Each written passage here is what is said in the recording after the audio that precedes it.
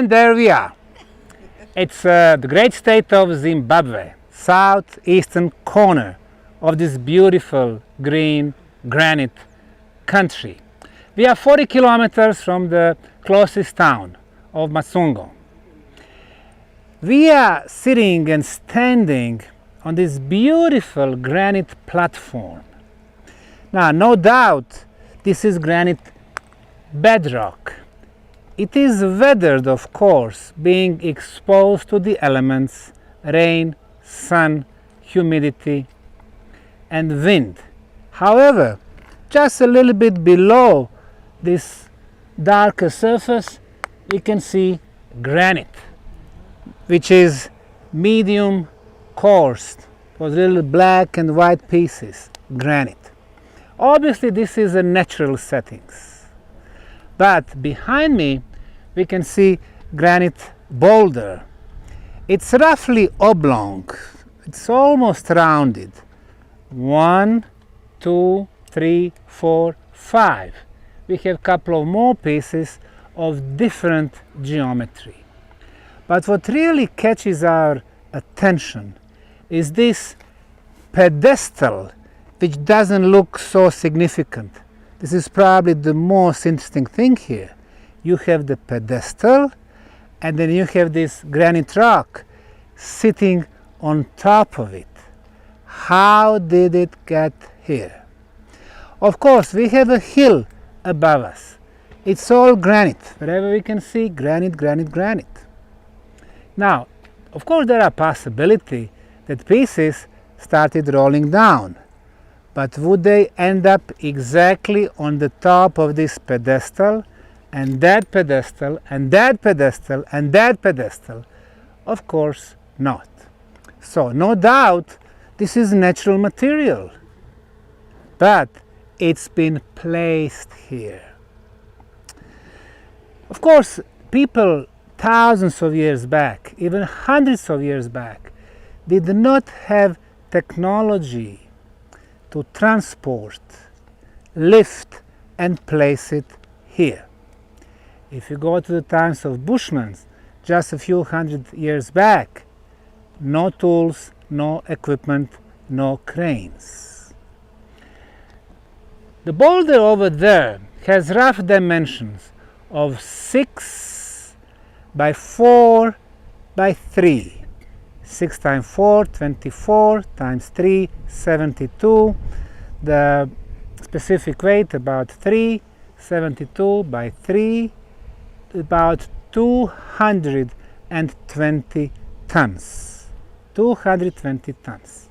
Let me remind you that until the end of the last century, 20th century, our biggest cranes had capacity of 250 tons. 10 years ago, China, 1,000 tons. Today, about 2,000 tons. But those cranes are fixed. They don't move because they are so heavy. If they start to move on the road would break. So, 220 tons. This baby here, roughly 4 by 3 by 2.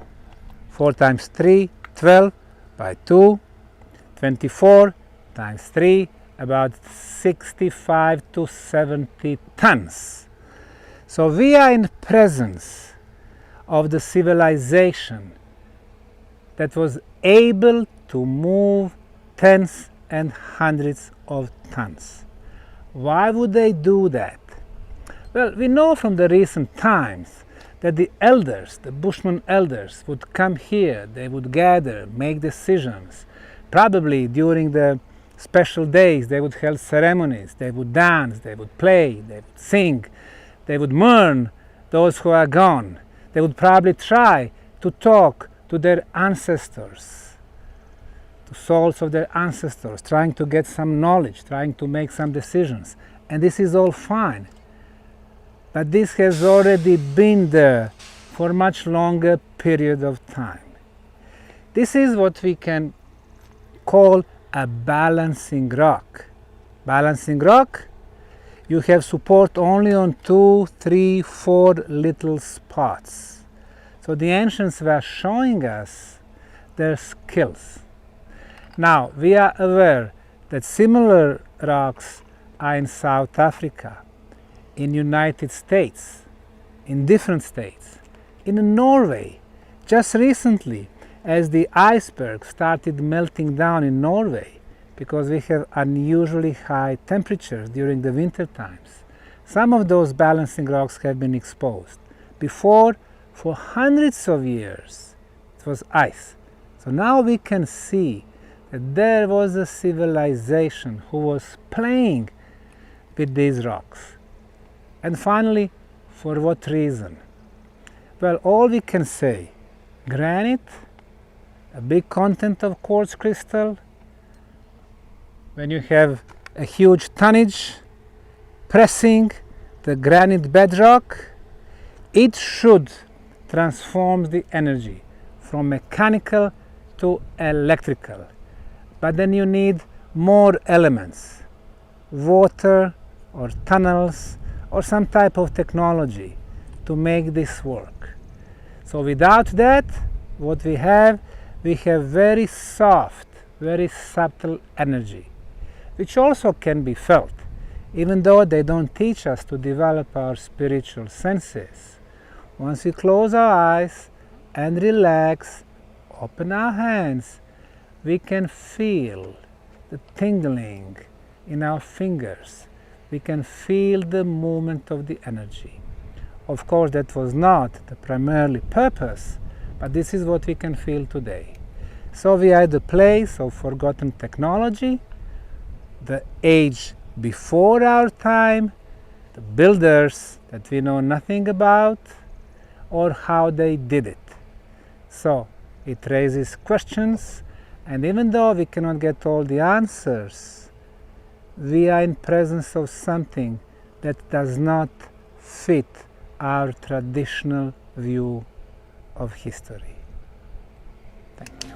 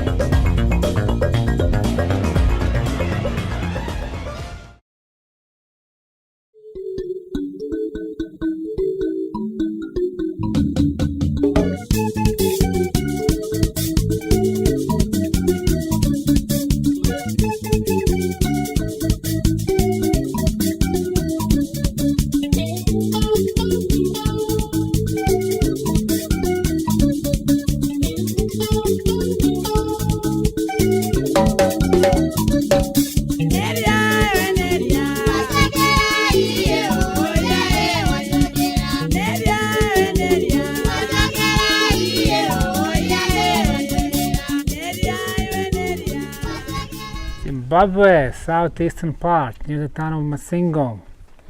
Now, a beautiful rock formation is here. It's a granite.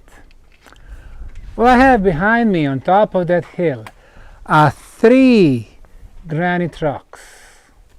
The first one to my left is elongated, and it is sitting on the most narrow part. This is not what you would expect if it was rolling down from the top of the hill. The second one, the most massive, and the third, the smallest one, roughly rounded, which was obviously placed there. In between, we see the gap. It's like passageway. When we take the compass and try to figure out the orientation of that passageway, it's clear to me that the orientation is east, northeast.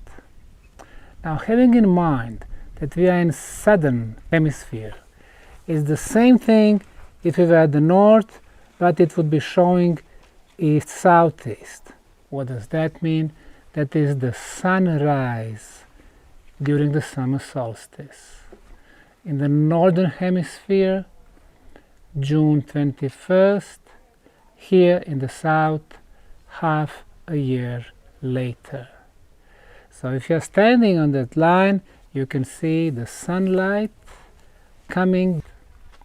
Now, it makes one wonder, why would somebody place those 3 huge granite boulders in such a way to receive the sunlight during the summer solstice?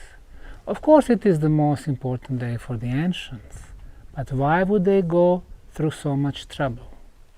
Today we can hear from both independent and conventional researchers that they had a message for us. I don't think so. We are just one of the future civilizations that comes to the surface of this planet. They were doing that for themselves. They did have certain practical use. So we can see the astronomical features all around us.